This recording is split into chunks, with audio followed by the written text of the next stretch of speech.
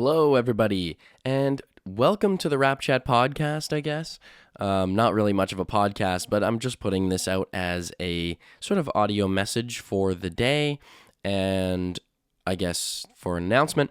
So we will not be having our usual episode today, Thursday morning/afternoon, due to COVID-19 related reasons. However, we will be back again on Monday, and I just wanted to maybe just quickly talk about a couple things from that Hawks game in case anybody's interested in tuning in. So honestly, oddly enough, we did win that Hawks game, but man, it felt like we didn't because we played as a team. Just maybe that's a little too harsh. I think the game was just. We played really well outside of our shooting. It's just the shooting was not there tonight. Nobody could really get or there on Tuesday. Nobody could really get anything going. I just felt really, really bad for Fred because, Fred only had 12 points. He was 4 for 21 from the field and 2 for 12 from 3. And he even said himself in the post-game interview, he said, this game would have been completely different if I was actually hitting my shots. And you know what? I totally believe him, and I'm not worried or concerned about Fred. Like, he's just having a rough game, and he's still not playing at 100%. And that's what Nick said during the post-game interview as well. But I do want to shout out Scotty.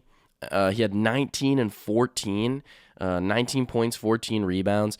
I just think his case for Rookie of the Year is getting stronger, and I think if the Raptors move up in their seeding, it's going to be harder not to make the case for Scotty for Rookie of the Year. Right now, the Kia ladder on NBA.com has got him listed at third, and I'm like, I do not see it. I think Scotty should be first. I mean, the Rookie of the Year race is tight this year, and everybody knows that. But I think Scotty just brings.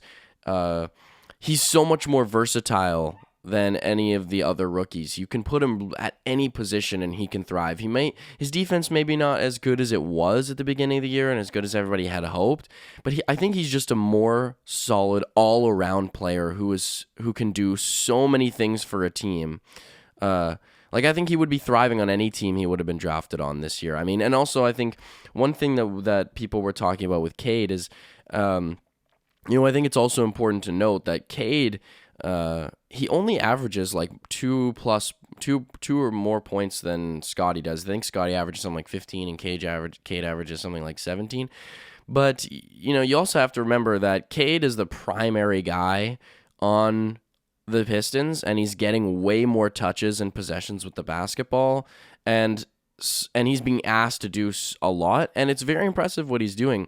But then also, if you look at Scotty, it's pretty crazy he's been able to put up 15 points on a team with all-star or an all-NBA level player, Pascal Siakam. And I'm sorry, Elias and Sam aren't here to defend this, but all-NBA, or what should be all-NBA level player, Pascal Siakam, and all-star Fred VanVleet, as well as OG Anunoby. And OG Anunoby's an 18 points per game scorer, so it's pretty impressive that Scotty's still able to put up those numbers, averaging 15 points while having primary scorers, three primary scorers on the court who have been playing with each other for a significant period of time. We all thought that Scotty was going to average maybe 10 points, and he's just exceeding expectations and making himself known. And the 14 rebounds, man, like another giant reason why we won this Hawks game was because of offensive rebounding. We had so many extra possessions because we were just flying at the boards. And Scotty, man, 14 rebounds. That's crazy. 6 of them were offensive rebounds. 6 offensive rebounds right there, which is just unbelievable. Thad, again, 5 offensive rebounds for us. Pascal with 2, Kem with 2, Gary with 1. But still, and then Chris with 3. And it's important, man. Those offensive rebounds are extra possessions, and it's how we can help to try to put points on the board. So it's that's definitely one of the big reasons why we won this game. Shout out Pascal Siakam. He's all NBA, man. Like, there's no reason why he shouldn't be. I saw some comments, like, looking at his stat line, maybe you wouldn't say all NBA, But man, if you look at his impact in the game, he's literally a superstar. I think he's averaging something like 28 or 27 points just within the last, like, I don't know, couple months, or it's just ridiculous. And so this game against the Hawks, he had 31, 13, and 6. Unbelievable stat line. And then, yeah, I mean, that's really the highlight. Shout out Chris Boucher with 18.7 rebounds. He's just such a solid guy for us. I love how he just finds every way to contribute. He had a couple threes this game, too. Corner three. I think he had like maybe 2 or 3 threes. Yeah, he was 3 for 5 from 3. So, and 7 for 11 from the field. So, absolutely great stat line from Chris. And only 21 minutes. And that's awesome. So, Chris came off the bench. Absolutely awesome. Precious, 11 points. Absolutely solid. He was 4 for 11 from the field. It wasn't too bad. He played 23 minutes this game. Yeah, I mean, Precious played well. I mean, and he had that crazy monster dunk as well. But I think we all are hoping for something a little bit more out of Precious, and I think he can turn it up. And then Thad with a solid 7 points, 8 rebounds, and 1 assist. He was 1 for 1 from 3, and he was 3 for 6 from the field, and only playing 14 minutes. So great for Thad. I'm very impressed with how Thad has been for us, and I'm very excited to have him on our team come playoffs. So that is going to be it. We won that game 118-108 against the Hawks. I think it helped us snag that 5th seed, and I think we really want to win tonight against the 76ers, and that's going to be very important for us.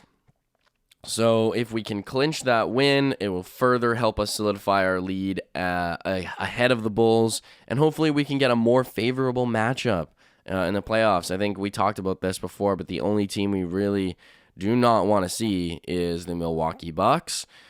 Well, at least in the first round. Because there's just so much opportunity. Facing any other team, there's so much opportunity for our young guys to get playoff experience and good playoff experience and not potentially getting swept. So, anyways, that's all I have for everybody today. Thanks for tuning in to the Rapchat podcast. If you're watching on YouTube, make sure to like, make sure to comment and subscribe. If you're listening on Apple Podcasts, Spotify, wherever else you get your podcasts, make sure to leave us a rating and also leave us a review. You can find us on Instagram, TikTok, and Twitter at Rapchat Podcast, where we post new clips of the show every single week. I'm your host, Luke Dick. And I will see you guys with Sam Analyze on Monday. Peace out.